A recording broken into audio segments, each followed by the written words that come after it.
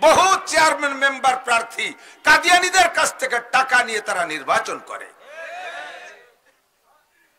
মুসলমান হইয়া মুসলমানের সাথে মসজিদে নামাজ পড়ো, ঈদগায় নামাজ পড়ো, এতদিন দাবি করছো মুসলমান, এখনো প্রকাশ করো মুসলমান, ভিতরে ভিতরে কাদিয়ানীদের মাল খাও। গোলাম আহমদ কাদিয়ানী কি নবী না কাফের? মস্ক করে রাখেন, নবী না কাফের? ও গোলাম আহমদ কাদিয়ানী ও ইসরায়েলি নেতানিয়াহুর একটা প্রোডাক্ট। সারা দুনিয়ার মুসলমানদেরকে বেঈমান করার জন্য যত অপকৌশল আছে, যত ষড়যন্ত্র আছে, সমস্ত ষড়যন্ত্রের গুরু হলো ওই নেতানিয়াহু। নেতানিয়াহু মানে নেতা ওয়ানেহা, নেতানিয়াহু না নেতা ওয়ানেহা। এ ওয়ানেহা নেতা সারা দুনিয়ার ভিতরে জ্বালাই খাচ্ছে। মাত্র ওর দলে, ওর গোষ্ঠীতে, এই ইহুদি বংশে সারা বিশ্ব জুড়ে মানুষের সংখ্যা মাত্র 1.5 কোটি। যে জায়গা গোটা দুনিয়ায় 800 কোটি মানুষ, 800 কোটি মানুষের মধ্যে 1.5 কোটি কোন ক্লাসে পড়ে? কোন দি অত পাতাড়ি হলো হিসেবে আসে না। এই 1.5 কোটি মানুষ সারা দুনিয়ায় জ্বালাই খাচ্ছে। ভারতের ভিতরে বয়দা করছে গোলাম আহমদ কাদিয়ানী রে, আবার আমাদের মধ্যে আমাদের রূপরেখা দিয়া, আমাদের সুরতের ভিতরে রাইখা, আমাদের তালে তালে তালে আছে এমন ব্যক্তিদেরকে মাল খাওয়াইয়া আমাদের ধর্মের মধ্যে বিভক্তি সৃষ্টি করে দিচ্ছে। দাওয়াত ও তাবলীগের ভিতরে, দাওয়াত ও তাবলীগের ভিতরে ফিতনা সৃষ্টি করেছে। এটা ওই নিতাওয়ানেহা ওয়া রাসূলিহি, সব নবী রাসূলকে বিশ্বাস করি। কথা বলেন, ঈসা নবী সত্য না মিথ্যা? মুসা নবী সত্য না মিথ্যা? দাউদ আলাইহিস সালাম সত্য না মিথ্যা? তবে উনাদের কোন নবীর কার্যক্রম এখন চলবে না। হাদিসের মধ্যে পরিষ্কার আছে, আল্লাহর নবী বলেন, আমি নবী হয়ে আসার পরে, আমি নবুয়তি পাওয়ার পরে যদি মুসা আলাইহিস সালাম, ঈসা আলাইহিস সালাম সহ আগের সব নবীকে আল্লাহ তাআলা আবারও দুনিয়ায় পাঠাইয়া দেয়, তাহলে সমস্ত নবীর উপরে ওয়াজিব হবে আমাকে নবী মাইনা আমার কলেমার প্রচার দেওয়া, লা ইলাহা ইল্লাল্লাহ মুহাম্মাদুর রাসূলুল্লাহ। এই কলেমার দাওয়াত ওই নবীদেরও দেওয়া ফরজ হইয়া যাবে। আমার উম্মত হওয়া তাদের জন্য ওয়াজিব হবে। নিজের ধর্মের প্রচার করতে পারবে না, নিজের কলেমার প্রচার করতে পারবে না, নিজের কিতাবের দাওয়াত দিতে পারবে না। আমার কোরআনের দাওয়াত পৌঁছাইতে হবে, কোরআনের তালিম দিতে হবে, আমার কলেমা পৌঁছাইতে হবে। এ যুবক মুসলমান, তাহলে আমি তুমি কত বড় ভাগ্যবান। সব নবীকে যদি আবারও পাঠাইয়া দেয়, তাহলে সব নবী আমার নবীর উম্মত হবে। আর আল্লাহ পাক আমাদেরকে বিনা চাওয়ায় সেই নবীর উম্মত বানাইছে। ওই নবীর নামের উপরে, ওই নবীর কামের উপরে, ওই নবীর ধর্ম নিয়া আমার জীবনের শেষ বিন্দু রক্ত দিয়ে লড়তে রাজি। জোরে বলেন রাজি? জীবন দিতে কথা কয় না, রাজি। প্রমাণ এখন পাচ্ছি আপনারা ইমানের জগতে অটল বিশ্বাসী। যে সকল সাংবাদিক মহিলাদের খবর এতদিন শুনতাম, বাংলাদেশি মহিলা সাংবাদিক তো মহিলারাই বেশি, পুরুষ একজন, মহিলারাও আল্লাহর রহমতে ফিলিস্তিনের পক্ষে বক্তব্য দেয়। কথার সুরে তো বোঝা যায়, কথার সুরে তো বোঝা যায়। খালি ইন্ডিয়ার থেকে যারা বক্তব্য দেয় তারা ইসরায়েলের পক্ষে নেচে নেচে বক্তব্য দেয়, মিথ্যে তাজা খবর শোনায়, ঠিক কিনা? আমাদেরকে যদি এখনই রাস্তা খুলে দেয় ফিলিস্তিন যাওয়ার জন্য, গাজায় যুদ্ধে যাওয়ার জন্য, যুবক রেডি? হ্যাঁ, কেডা কেডা? এই আঙ্গুল ফাঁকা করে রেডি হলি, ফাঁকা আঙ্গুল হলো দুর্বলতার প্রমাণ। এই ওই পাশে টান দিলি ভেঙ্গে যে মস্কাই, বক্সিনির সাথে 2 হাত। নারায়ে তাকবীর! বিশ্বের মুসলিম এই বক্সিনটাও বাঁকাতে দিছে না, এইরকম বক্সি নাই না, শোনা, এরকম বক্সি না, তাহলে এই বুড়ো আঙ্গুল ভেঙে যেন কিল দিলি। এইভাবে বক্সিনের সিস্টেম। এদিক আমার দিক দেখা, বক্সিনের সিস্টেম এরকম। নারায়ে তাকবীর! বিশ্বের মুসলিম শিয়েতি বললাম না, এক হয়ে শুয়ে থাকলে হবে নাকি? এক হও, জিহাদ করো। বিশ্বের মুসলিম এক হও, জিহাদ করো। ইহুদিদের দালালরা, খ্রিস্টানদের দালালরা,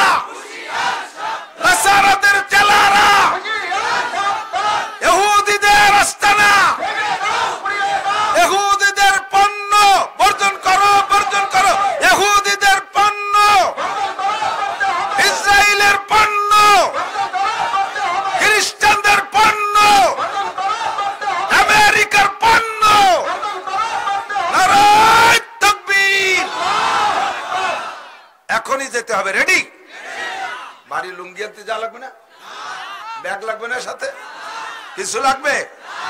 এই দরজার কারণে আপনি ওই জায়গা যারা যুদ্ধ করতেছে তাদের সাথে জান্নাতি হয়ে যাবেন। আল্লাহ তকবীরে গামি গেছি। বসেন বসেন বসেন।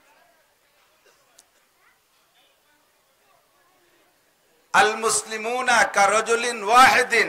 যুবক আমার দিকটা খাও। আমাদের এখন এই জিহাদের স্লোগান দিতে কোনো বাধা নাই। ক্যামেরা তো থাকবে, ক্যামেরা না থাকলে আপনারা আমাকে এত চিনতেন নাকি? এই ঘরে শুয়ে সেবা শুনবেন তো ওকে মাধ্যমে, একটু শরীর নড়িয়ে বসেন, ওরা তো আসবেই, ওরা আমার ব্যবসা না। তবে আমি সমর্থন এজন্যই করি যে আল্লাহর রহমতে এখনই অনেকটা লাইভে দেওয়া আছে।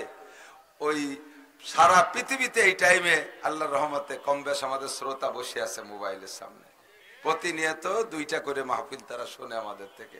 একটু সুযোগ একে দিতে হবে, আপনার একটু ফাঁক ফাঁক করে বসেন কায়দা করে। আল্লাহ এখন আমাদের জিহাদি স্লোগান দিতে কোনো ভয়, কোনো ভয় নাই। ভয় কোনো সময় পাই না, মাঝে মাঝে একটু বাধা ছিল, তাও নাই আল্লাহর রহমতে। কারণ আফগানিস্তানের সাথে যখন আমেরিকা রাশিয়ার যুদ্ধ ছিল, তখন এ দেশ থেকে যারা আফগানের পক্ষ নেছে, আমেরিকা আলা তাদের নামে একটা ফতোয়া দিয়ে দেশে এরা জঙ্গি। বোঝে নাই কথা? এর কারণে আমাদের হুজুরকে নাম ছিল জঙ্গি। আমরা কেন আফগানের পক্ষ নেব না? আফগানিস্তান জয় হওয়ার পরে সারা পৃথিবীর মুসলমান আবার বাংলাদেশ আফগানিস্তানের পক্ষে, এবং প্রধানমন্ত্রীও খুশি জাহির করছে, স্বরাষ্ট্রমন্ত্রীও খুশি জাহির করছে, সব মন্ত্রী পরিষদ মুসলমানরা আনন্দ উল্লাস করেছে, আফগান মুজাহিদরা জিতে গেছে। কথা কোন ঠিক না? এই জিতার আগ পর্যন্ত গডফাদার মুরব্বী আমেরিকার জো বাইডেন, নেতানিয়া কি কয় জো বাইডেন, তারপরে ডোনাল্ড ট্রাম্প, টেম্পু টুম্পু যারা আছে ওরা আমাকে কইতো জঙ্গি, আফগানিকে কয় জঙ্গি, আর তাদের সমর্থকদের কইতো জঙ্গি। সেই খাতিরে আমাদের হুজুরকেও কত জঙ্গি, মাদ্রাসায় হরকতের ট্রেনিং দিয়ে এই বলে ব্যঙ্গও করতো।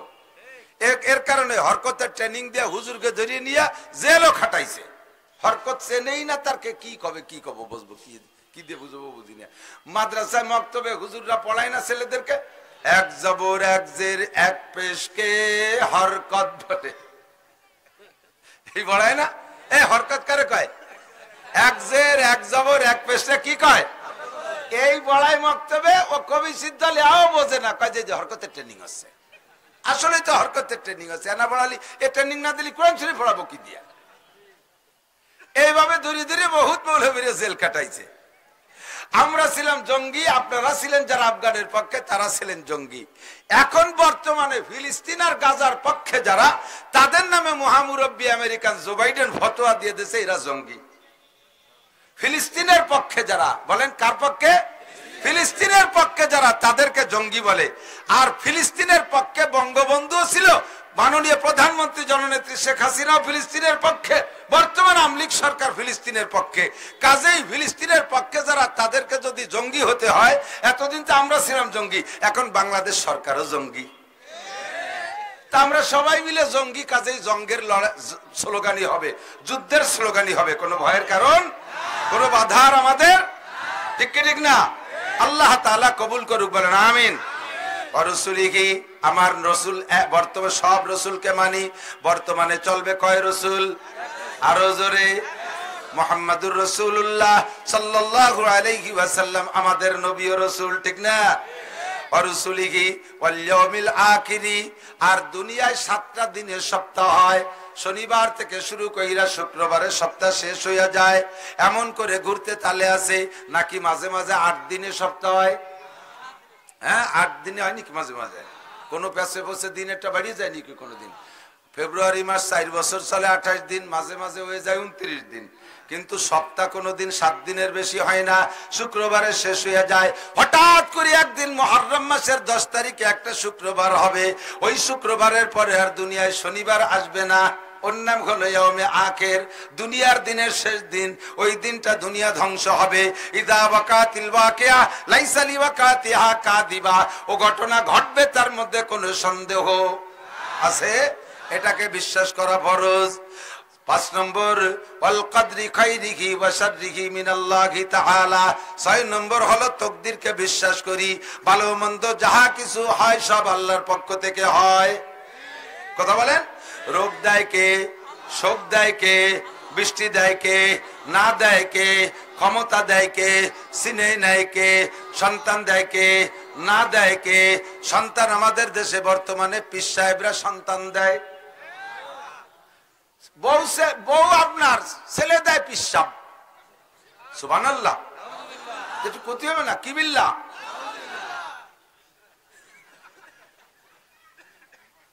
আস্তাগফিরুল্লাহ। সম্পদ দেয় পীর সাহেব, পীরের কাছে মুরিদ হলে ধনী হওয়া যায়। সুবহানাল্লাহ না? একটু ক্ষতি হবে এগুলো। ওয়ালা তুশরিক বিল্লাহ, আল্লাহর সাথে কেউ রে কোনো তাই শরীক কইরো না। আমার মজলিসে আমি যদি আনসানাকানি করি, দুরুদ ও তাসবিহ পড়ি, আমার ওই মিলাদ মাহফিলে আমার পীর বাবা হাজির হয়ে যায়, বলতে বলতে আরো কিছু বলে, এমনকি নবী পাকও বলে হাজির হয়। এগুলো সব শিরকি আকীদা, ওর থেকে ফিরে আসতে হবে। আমার নবী রওজায় শুয়ে আছে, ইন্না লিল্লাহি মালাইকাতান সায়াহিনা ফিল আরদ ইউবাল্লিগুনি সালামা মিন উম্মতি। নবী কে মান সাল্লাল্লাহু আলাইহি ইনদা কবরি সামিতুহু ওয়া মান সাল্লাল্লাহু আলাইহি নায়ান উবলিগতুহু। যদি কেউ আমার রওজার কাছে এসে সালাম দেয়, ওইটা আমি শুনি আর আমি তারে জবাব দেই। তুমি বান্দা জবাব শুনলেও শুনতে পারো, না শুনলে না শুনতে পারো, সবার কান্দে সবকিছু শোনা যায় না। কথা কোন ঠিক না? আল্লাহু আকবার। নবী কয় আমার রওজার কাছে এসে সালাম দিলে আমি শুনি এবং জবাব দেই। তোমার যদি কান থাকে তাহলে তুমি শুনবা, না থাকলে তুমি শুনবা না। ওমান সাল্লাল্লাহু আলাইহি নায়ান, যদি কেউ দূর থেকে সালাম দেয় ওইটা আমি শুনি না। উবলিগতুহু, ওই দুরুদ আমার কাছে পৌঁছে দেওয়া হয়। নবী বললেন মাইয়ুব, সাহাবায়ে কেরাম বললেন মাইয়ুবলিগুকা সালাম ইয়া রাসূলুল্লাহ, ওগো আল্লাহর নবী আপনার কাছে দুরুদ ও সালাম কে পৌঁছাইয়া দেয়? হুজুর কা ইন্না লিল্লাহি মালাইকাতান সায়াহিনা ফিল আরদ, আল্লাহ তাআলা কোটি কোটি পর্যটক ফেরেশতা তৈরি করে রেখেছে, ওদের আর কোনো দায়িত্ব না, ওদের আর কোনো দায়িত্ব না, শুধুমাত্র আমার উম্মত যে যেখান থেকে দুরুদ ও সালাম পড়ে ওইটা ঠিকানা সহ, ওর নাম সহ, স্থান সহ, টাইম সহ আমার কাছে ওই ফেরেশতারা দুরুদ ও সালাম পৌঁছাইয়া দেয়। কাজী বন্ধু, আমার নবীর দুরুদ কালেকশন করতে আমাদের মিলাদ মাহফিলে আসা লাগে? জোরে কোন লাগে? যদি বলেন লাগে তাহলে আপনি মুশরিক হয়ে যাবেন। একই টাইমে সব জায়গায় বিরাজমান উপস্থিত থাকার ক্ষমতা একমাত্র আল্লাহর, আর কাহারও, আর কাহারও, ফেরেশতারও না, জিবরাইল মিকাইলেরও না, একমাত্র এই ক্ষমতা আমার আল্লাহর। কাজেই নবীকে ও জায়গায় নিলে আপনি মুশরিক হয়ে যাবেন। লা তুশরিক বিল্লাহ, আল্লাহর সাথে কেউরে শিরিক করো না, ইন্নাশ শিরকা লা যুলমুন আযীম। আরে নবী তো দূরের কথা, আমার পীর বাবাও বলে হাজির হয়। এসব ব্যাপারে নিজেকে হেফাজত করবেন। ওয়াল কদরি খাইরিহি ওয়া শাররিহি মিনাল্লাহি তাআলা ওয়াল বাসে বাদাল মাউত। 7 নম্বর দায়ামত দিক, যুবকরা মনে রাখো। 7 নম্বর মনে আছে না? কে পড়তেছি কিন্তু ঈমান, ঈমান কি পড়তেছি? ঈমানের তরজমা। ওয়াল বাসে বাদাল মাউত, মরার পরে আবার উঠতে হবে। কথা কয় না? কিয়ামতে উঠতে হবে, কি হবে না? উঠা লাগবে। কয় মাটির তলে মাটি হয়ে যাব, কিভাবে উঠবে? আল্লাহু আকবার। আমরা প্রত্যেকদিন একবার মরি আর জিন্দা হই, প্রত্যেকদিন একবার মরি আর বাঁচি। কতক্ষণ? রাতে ঘুমের সময় কি দোয়া পড়েন? আল্লাহুম্মা ইন্নী আউযু বিকা মিনাল খুবুসি ওয়াল খাবায়েস। ঘুমের দোয়া এটা না? গুফরানাকা আলহামদুলিল্লাহিল্লাযী, কোন দোয়া? আল্লাহুম্মা বিসমিকা আমুতু। এটা কয় না রে আল্লাহ, কই তো ও বলি রে, তো গান শুনতে শুনতে ঘুমাইতা বুড়ি লাভ কি? মমতাজের গান, মনির খানের গান কানের মধ্যে খিল লাগাইতে ঘুমাইস না, মরণটা হয়ে যাবে ওই কায়দার মরণ। ঘুমের সময় দোয়া পড়বেন আল্লাহুম্মা বিসমিকা আমুতু ওয়া আহইয়া, তোমার নামে মরিতেছি হে আল্লাহ। আল্লাহুম্মা মানে হে আল্লাহ, আয় আল্লাহ তোমার নামে মরিতেছি, ওয়া আহইয়া তোমার নামে জিন্দা হব। কতক্ষণ? মরিও আল্লাহর নামে, বাঁচিও আল্লাহর নামে। ঠিক কি ঠিক না? তাহলে আমি ঘুমের সময় যে দোয়া পড়ি, ওই দোয়াটা কি ঘুমের দোয়া? আসলে যদি ঘুমের দোয়া হইতো তাহলে কি পড়তেন? আল্লাহুম্মা ইন্নী আনুমু ওয়া আস্তাইকিযা, তোমার নামে ঘুমাইতেছি, তোমার নামে সজাগ হব, তা বলি না, বলি তোমার নামে মরিতেছি, তোমার নামে সজাগ হব, জীবিত হব। কতক্ষণ? তাহলে প্রত্যেক দিনের ঘুমটা হলো দৈনন্দিন মরণ। আবার ঘুম থেকে উঠে কোন দোয়া পড়েন জানেন? আলহামদুলিল্লাহিল্লাযী আহইয়ানা বাদামা আমাতানা ওয়া ইলাইহিন নুশুর। সব প্রশংসা কার? কেন কে? ওই আল্লাহ তাআলা আমারে কিছুক্ষণ মেরে রেখে বাঁচাই দিয়েছে। ইচ্ছা করলে ওই মরণে স্থায়ী মরণ দিয়ে দিতে পারতেন। আপনাদের আমাদের সকলেরই জানা আছে, জীবনে 2-4টা অ্যাক্সিডেন্ট অবশ্যই শুনে থাকবেন। অমুক যে ঘুম হইছে আর ওঠে নাই, ওই একে ঘুমে তার মরণ, এমন খবর 2-1টা আছে না নাই? আমিও প্রত্যেকদিন মারা যাই, আমি ওই ঘুমের মধ্যে স্থায়ী মরণ হয়ে যেতে পারতো। আমার আল্লাহ আমারে মেরে রাখে নাই, আমার আল্লাহ আমার সকালবেলা আবার সজাগ করে দিয়েছে, বাঁচাই দিয়েছে। এই জন্য প্রশংসা কার? ঘুম থেকে সজাগ আমারে মা করছে না আল্লাহ করছে?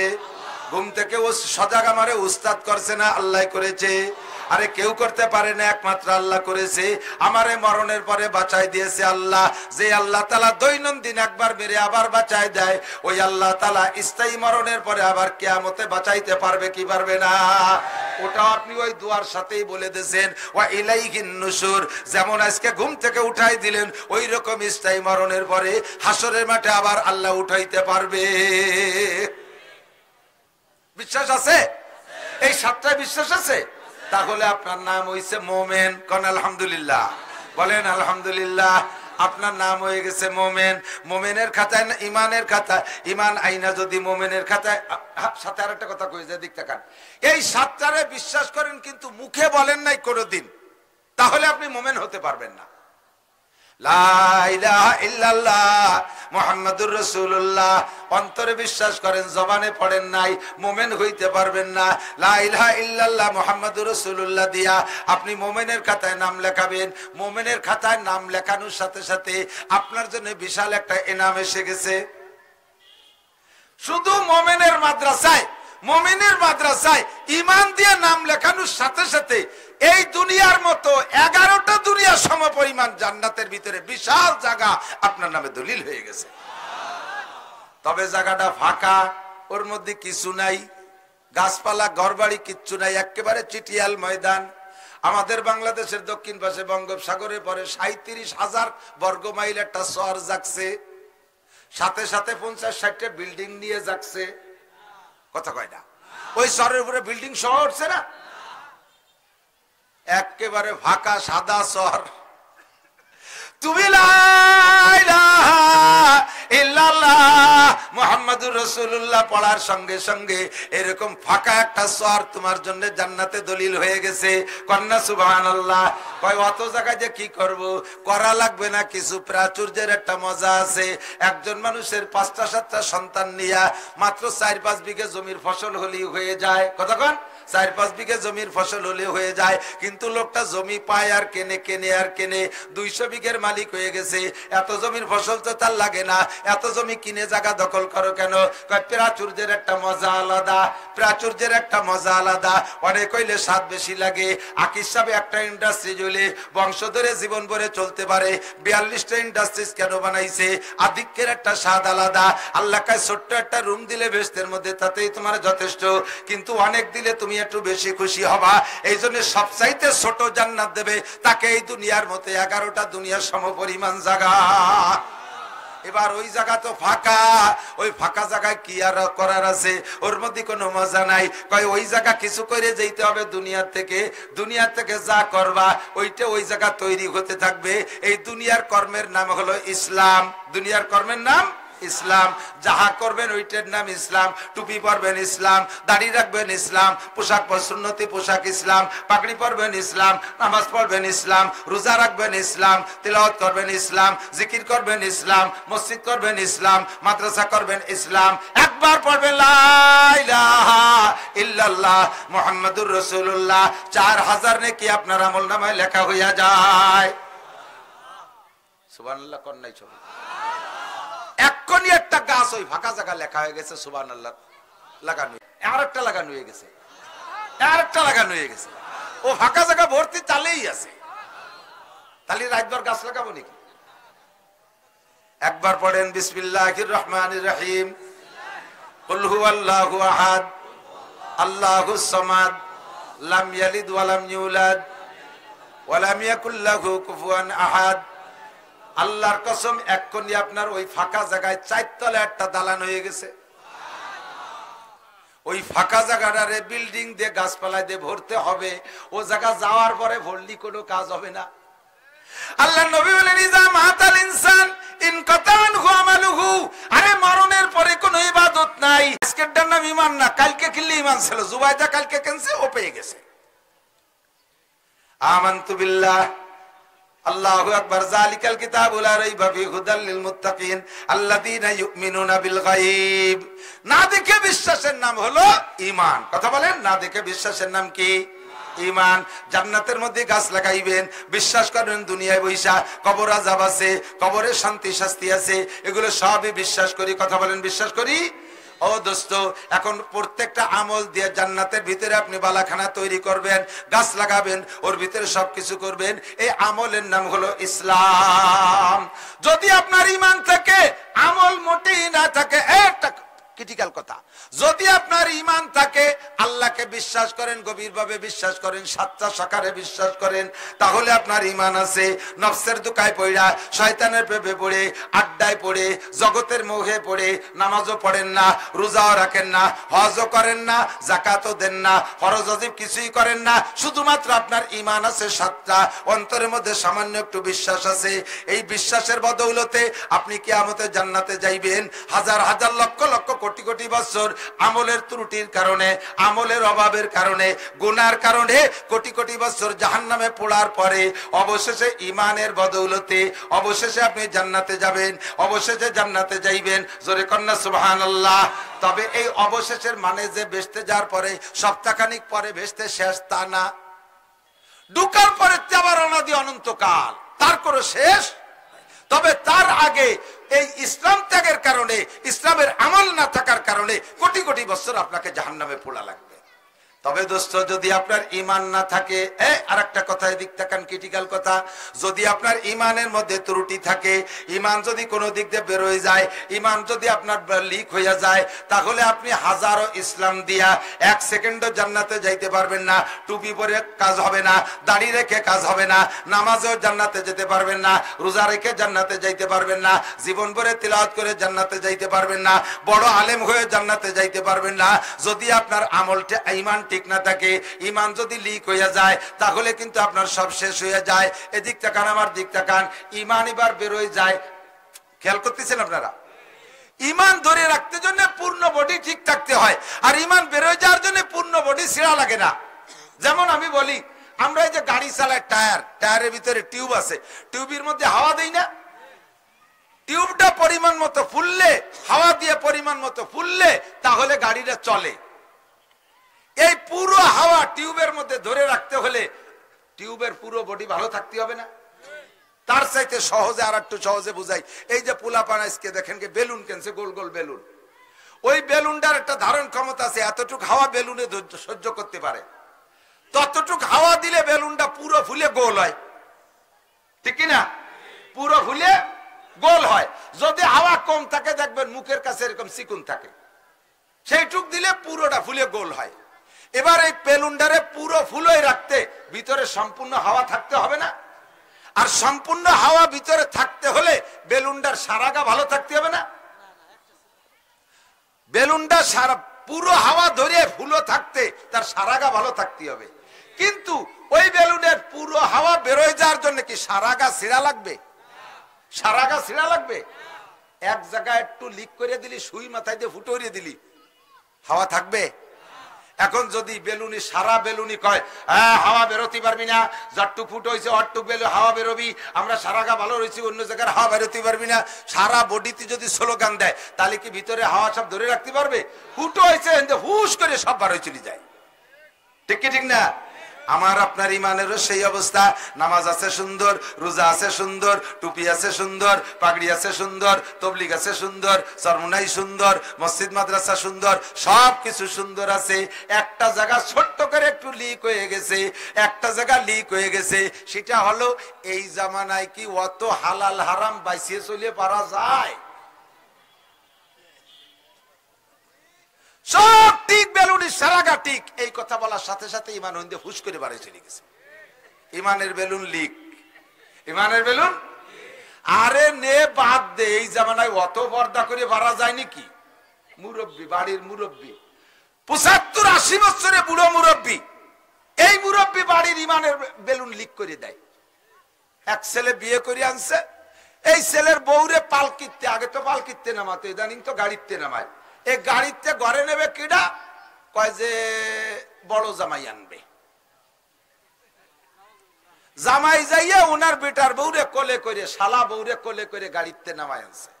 যদি কই মিয়া কাজটা করলেন কি, থো তোমার এই জামানায় অত কড়াকড়ি চলে নাকি? তোমার ইমানের বেলুন ফুটো হয়ে গেছে কাকা, কথা কন না কেন? জামাই রে দিয়া আর শালা বউরে দিয়া এক জায়গায় নতুন বউরে দিয়া দুধ ভাত খাইতে বসাই দিয়ে দুইজনের মালা ফেসাই দেয়। যার বউ সে বাদ্যে মুকুচুরি ঘুরি বেড়াচ্ছে, সে বেলেটে হাতি জায়গা হয় না, 3 দুলোভাই শালা বউ নিয়ে খাতি বসে গেছে। এটা সমর্থন করে বাড়ির মুরব্বী। তোমার বেলুন ফুটো এবার হয়েছে গেছে। নামাজ পড়ো, রোজা রাখো, যত যা করো, ও দোস্ত সাবধান। কামাল আস্তিদার নফসে ইনসা সাকুন তো খুদরা বাগুপ্তারে না কিসমাকুন। মানুষের যোগ্যতা ফুটোই তোলে জবানের দ্বারা। কে কতটুক ছোট বড় এটা জবানের দ্বারা প্রমাণ করে। কথা বলেন ঠিক কি ঠিক না? আমার গোপালগঞ্জে হাজারো মাওলানা আছে, সারা বাংলাদেশে আল্লাহ পাক আমারে পরিচিত করছে একটু জবানের বদৌলতে।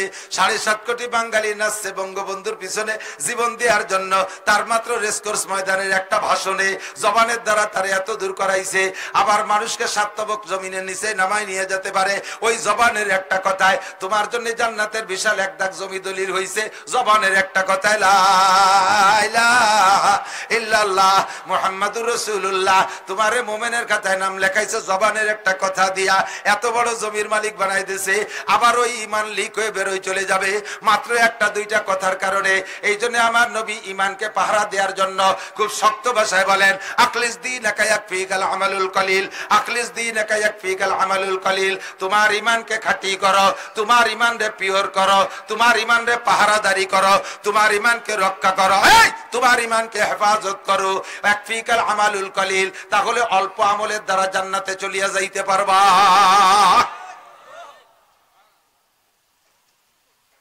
শিরক করব, বাবার দরবারে যাব, এই এলাকায় আছে এখনো বড় বড় গাছের গোড়ায় দুধ পানি ঢালে, আছে না নাই? এই আমাকে সসরাইল একটা আছে, সসরাইল না বেশপুর আসরের নামাজ পড়ছি। আসরের নামাজ পড়ে বেরোইছে, আমার জন্য মোটরসাইকেল, সে সময় মোটরসাইকেল চলতাম, মজিবার দারোগা আসতেছে নিয়ে যাবে। এর মধ্যে দেখি মুসলমান দুইজন যাইয়ে প্যাকেট ভরে বিস্কুট নিয়ে সেই ওই একটা বড় মান্দার গাছ না বট গাছ যেন আছে তার গা বইরে এরকম সিটেলো, সিটেইয়ে কয়েকখান কুড়োইয়ে ব্যাগে নিল আর কয়েকখান জায়গায় বসে খেলো আর কতগুলো থাকলো সেই জায়গা। আমি যে জিজ্ঞেস করলাম ভাই এ কি এলেন, কয় যে খুব বরকতি গাছ, এই গাছের সাথে এরকম করে এই বিস্কুট যারে খাওয়াই দেয় তার সব রোগ সারি যায়। আমি তাই তো ডাক্তার কবিরাজ সে লাগতোই না, সেই মান্দার গাছের গুড়ার মধ্যে এত কবিরাজি রয়েছে। কত বড় মুশরিক শিরকি আকীদা মুসলমানের মধ্যে রয়েছে।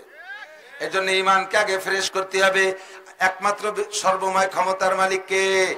সৃষ্টিকর্তা কে? সন্তান দেয় কে? পিএস দেয় কে? পাট কুষ্টা কেডা দেয়? ধান চাইল কে দেয়? ছেলে মেয়ে কে দেয়? ক্ষমতা কে দেয়? চাকরি বাকরি কে দেয়? রুজি রোজগার কে দেয়? দুনিয়ার কেউ দিতে পারে? কেউ দিতে পারে? কাহারও কোনো ক্ষমতা। এবার চলে যাই ইসলামের দিকে। এই কথাগুলোকে আমি আমলের দ্বারা বাস্তবায়নের নাম হলো ইসলাম। এই ইসলামের লম্বা একটা পরিসর আছে, ইসলামের বড় একটা মাঠ আছে, ইসলাম বড় একটা ঘর, ইসলাম বড় একটা গোডাউন। এই আল্লাহ পাক নিজেই বলেন, ইয়া আইয়ুহাল্লাযীনা আমানু দুখুলু ফিস সিলমি কাফা। এ মুমিনরা, ইয়া আইয়ুহাল্লাযীনা আমানু, আগে তো ওই কয়টা কথা কই আমি ঈমান ঠিক করছি, ঈমানের খাতায় নাম লেখাইছি। এবার আল্লাহ আমারে ঈমানদার কইয়ে ডাক দিয়ে কয়, হে আমার অন্ধ জগতের অটল বিশ্বাসী মোমেন ইমানদার পাগলরা, উদখুলু ফিস সিলমি কাফা। তোমার 2 নম্বর কাজ হলো ইসলামের মধ্যে প্রবেশ করা। ইসলামের মধ্যে প্রবেশ করো পরিপূর্ণ, একটুও যেন কম না থাকে। ঘরের ভিতরে যদি পুরোপুরি ঢুকে যান তাহলে আপনি ভিজবেন না, বাইরে বৃষ্টি নামতেছে, ঘরের মধ্যে পুরো ঢুকে গেলে ভিজবেন না, আবার পুরো বাইরে গেলেও মোটামুটি বৃষ্টিতে ভিজবেন। কিন্তু যদি সাইসেই দাঁড়ায় থাকেন, অর্ধেক না রে মিয়া, সাইসেই দাঁড়ালি সাইসেই তো সারা সালের পানি পড়ে, বীজে কালাইয়ে গুগু মুড়া হয়ে যাবা। কথা কর না কে? বাইরে ফিস ফিস বৃষ্টি নামে, ঘরের মধ্যে মোটেও নামে না। আর সারা চালের উপরে ফিস ফিস গুছাইয়া কলকলাইয়া পানি পড়ে চাল দিয়ে, সাইসেই দাঁড়ায় থাকলি জম্মের ভিজা ভিজবা। আল্লাহ কয় হয় বাইরে যা, মোটামুটি এক কায়দা হবে, কলা গাছটা তলে যে থাকবি। আর যদি ঘরে ঢুকিস পুরো ঢুক, সাইসেই দাঁড়ায় থাকিস না। মুজাবজাবিনা বাইনা যালিকা লা ইলাহা উলাই ওয়ালা ইলাহা উলাই। গান শুনলে ভালো লাগে, সে জায়গা যে শুনবা। আবার ওয়াজের ময়দানে যে একটু শুনবা। মসজিদে ভালো লাগে, নামাজ পড়বা। আবার মাঝে মাঝে মন্দিরে যাইয়া, হিন্দু বাড়ি যাইয়া লাড্ডু খাবা। দুর্গা পূজা, কালী পূজা, সরস্বতী পূজা, লক্ষ্মী পূজায় হিন্দুদের পূজায় মুসলমানরা যায় কি যায় না? যায় না, যায় না। আর সে বাড়ি গেলি তারা বড় যত্ন সহকারে আমাদেরকে কিছু নাস্তা পানীয় খাওয়ায়। আইসিয়া সে বাড়িতে খাইয়ে আইসিয়া মুসলমানদের সমালোচনা করে। এই যে দুটো ঈদ গেল, আমার এত ভাবিরা বাড়ির বাঁচতে, একটা ভাবি দেখি এক চামচ সিমাই খাওয়ালো না। এই যে দুর্গা পূজায় গেলাম, হিন্দুকে বাড়ি গেলাম, বৌদি লাড্ডু খাওয়াইছে। বৌদি উনারে নাড়ু খাওয়াইছে, নাড়ু। আরে হিন্দু বাড়ির নাড়ু। ওই বৌদি সকালবেলা শুয়োরের গোস্ত কাটছে হাত দিয়ে, জল খাসি কাটছে হাত দিয়ে। সেই জল খাসি আর শুয়োরের চর্বি হাতে ছিল, তাই দিয়ে বানাইছে নাড়ু।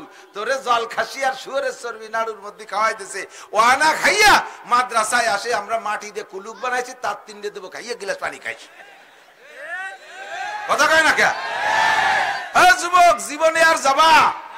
তোমার সাথে তারা ঈদগায় যায় না, তোমার সাথে তারা মসজিদে যায় না, তোমার সাথে তারা ইস্তেমায় যায় না, তোমার সাথে তারা চরবনায় যায় না, তোমার সাথে তারা উমরায় যায় না, তোমার সাথে তারা তবলিগে যায় না, তোমার মতো তারা টুপি পরে না, তোমার মতো পাঞ্জাবি পরে না, মুসলমানের একটা পোশাক তারা ধরে না। কথা বলেন ঠিক কি ঠিক না?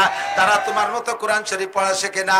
তুমি কেন তাদের গীতা বাইবেল পড়তে যাও? তাদেরগুলো কেন পড়তে যাও? আদৌ তোমার দরকার নাই। তাদের মতো প্যান্ট পরো, তাদের মতো দাড়ি কাটো, তাদের মতো চুল বানাও। ইদানিং যুবকদের চুলের কাটিং হইছে উত্তর কোরিয়ার প্রেসিডেন্ট কিং জং উম। কিং জং উম চুলির নবী, যুবকদের চুলের মডেলের নবী কিং জং উম। আর দাড়ির মডেল ওই যে প্লেয়ার বল খেলে গেল যেন কিনা, Messi. Messi, Messi, Ronaldo, Neymar, এগে কটি কাটিং হয়েছে। আর সেম লিগে পোশাকের নবী, চলচ্চিত্রের নায়িকা। কথা কন না কেন? আল্লাহু আকবার। নবী কয় মান তাশাব্বাহা বিকওমিন ফাহুয়া মিনহুম। যার সাথে যার মিল হবে তার সাথে তার হাসর হবে, যার সাথে যার মিল হবে তার সাথে তার হাসর হবে। ওদের সাথে মিল করিস না, ওরা আমাদের কোনো জায়গা আসে না, আমরা ওদের কোনো জায়গা যাব। আরে দোস্ত, এই বাংলাদেশের নামে মাত্র মুসলমান যারা, আমার শুধুমাত্র এদিক তাকান, বর্তমানে আহলে হাদিস নামে যারা আছে বাংলাদেশে, তারা সবাই ইসরায়েলের পক্ষ নেছে। এবার রাজ ফাঁস হয়ে গেছে। দুদু, তুমি কোন ইসলামের সার্কুলার দিয়ে বেড়াচ্ছ? কথা কন না কেন? তুমি কোন ইসলামের প্রচার দিয়ে বেড়াচ্ছ? কয় যে ওই গাজার নেতাদের ভিতরে, মানে মুজাহিদদের নেতা আবু উবাইদা, ওর আকীদা ঠিক নাই। তার আকীদা ঠিক নাই বলে সে বাইতুল মুকাদ্দাসের জন্য পুরো ফ্যামিলি শেষ করে ফেলাই দিচ্ছে। 20,000 মুসলমানের জীবন চলে গেছে, 20,500 এখনো পর্যন্ত লড়ে যাচ্ছে। তার ফ্যামিলি সব শেষ হয়ে গেল, তার ঈমান ঠিক নাই। উনি এই জায়গায় বসে বসে ঈমান ঠিক করতেছে। এই সবগুলো ইসরায়েলের দালাল। কথা কন না কেন? সবগুলো ইসরায়েলের দালাল। আমরা ইসরায়েলের দালালি করতে রাজি? যুবক, যদি ওই আকীদাবান হয়ে থাকিস, তওবা করে ফিরে আয়। যদি ঈমানের সাথে মরতে চাস, ফিরে আয়। ইসলাম বেশি বুঝো না। মুফতি আব্দুল গফফার সাহেব জীবন শেষ করলো কোরআন হাদিসের পিছনে। এই মাদ্রাসার মোহতারাম সাহেব এখান থেকে শুরু থেকে শেষ পর্যন্ত জীবন শেষ করে দিল। বাংলাদেশের লক্ষ লক্ষ উলামায়ে কিরাম, ভারত পাকিস্তানের লক্ষ লক্ষ উলামায়ে কিরাম জীবন শেষ করলো কোরআন হাদিসের পিছনে। এর ভিতরে ডুবইয়া তারা ইসলাম বুঝলো না। কয় পাঙ্কু দুহেন চটি বই পড়ে ইসলাম বুঝে ফেলাইছে। ঠ্যাং চারাইয়ে নামাজে দাঁড়াতে হবে, গবা গপ কানে বাড়ি মারতে হবে, জোরে একটু আমিন করতে হবে, জানাজার নামাজে এক পাশে সালাম ফিরতে হবে, আলহামদুলিল্লাহ পড়তে হবে। এর নাম ঈমান আকীদা ঠিক হলো। যদি এই কেউ না থাকে তাহলে সে ইসরায়েলের শত্রু, আর সে যদি ওই করে তাহলে সে হলো আহলে হাদিস। কত বড় 2 নম্বরই 14 নম্বরই কথা চিন্তা করতে পারেন। আল্লাহ হেফাজত করে বলেন আমিন। আল্লাহু আকবার। আমানতু বিল্লাহ, কি বলতে চাইছিলাম? ইসলাম, ঠিক আছে না? উদখুলু ফিস সিলমি কাফা। এবার আল্লাহ কা ইসলামের মধ্যে ঢুকলে পরিপূর্ণ ঢুকবা, ইসলামের মধ্যে ঢুকলে পরিপূর্ণ ঢুকবা, 50-50 ঢুকবা না, পরিপূর্ণ ঢুকবা। এবার জানতে চাইলাম আল্লাহ ইসলাম কি? আমি যদি ইসলাম বলি, আমি একা বলে সারতে পারবো না, আমি মাত্র শুরু করে দিয়ে গেলাম ইসলাম, আমার পরে যারা আসবে সবাই ইসলামের আলোচনা করবে। তবে ইসলাম বড় কঠিন কিছু না, কতক্ষণ? প্রত্যেকটা আমল, আমার ভাই আমার দিক তাকান, প্রত্যেকটা আমল আমি কই না, আল্লাহই কয় লা ইউকাল্লিফুল্লাহু নাফসান ইল্লা উসাহা। মানুষকে আল্লাহ তাআলা শক্তির বাইরে কোনো হুকুম চাপাইয়া দেয়। ছোটবেলা যখন দাড়ি হয় নাই, আমাদের ছাত্র ভাই কেরকের দাড়ি ছিল এরকম বড় দাড়ি, ঘন দাড়ি, একজন ছিল আবুল হাসান ভাই, দুমসা দাড়ি, তখন আমার মোটেই দাড়ি হয় নাই। ওর মুখে বড় দাড়ি দেখে আমি একদিন জিজ্ঞেস করছি, ভাই এত দাড়ি মুখে ওজন ওজন মনে হয় না? এই এত দাড়ি নিয়ে ঘুরি বেড়ান, বারবার ঠেয় না? কয়ে না, তো টেরই পাই না, কবে ওই এত বড় হয়েছে তাই তো মনে নাই। পরে যখন দাড়ি হয়েছে, শরীয়তের বিধিবিধান আমাদের তাতেই তোমার যথেষ্ট, কিন্তু অনেক দিলে তুমি একটু বেশি খুশি হবা। এই জন্য সবচাইতে ছোট জান্নাত দেবে তাকে এই দুনিয়ার মতো 11টা দুনিয়ার সমপরিমাণ জায়গা। এবার ওই জায়গা তো ফাঁকা, ওই ফাঁকা জায়গায় কি আর করার আছে? ওর মধ্যে কোনো মজা নাই। কয় ওই জায়গা কিছু করে যেতে হবে দুনিয়ার থেকে যা করবা ওইটা ওই জায়গা তৈরি হতে থাকবে।